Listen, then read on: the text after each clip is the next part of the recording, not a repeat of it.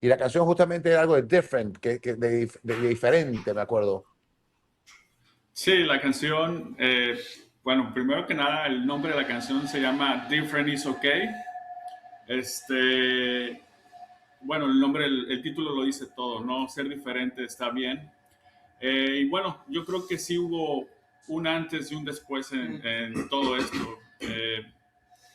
Cuando pasó ese momento, antes yo ya sabía que Willo tenía cierta conexión muy especial con la música, pero pues nunca imaginé hasta dónde podía llegar.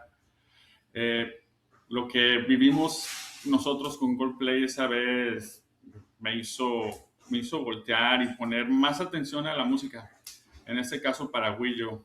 Entonces fue cuando decidimos darle esa oportunidad real a la pasión que Willo tenía, que era la música.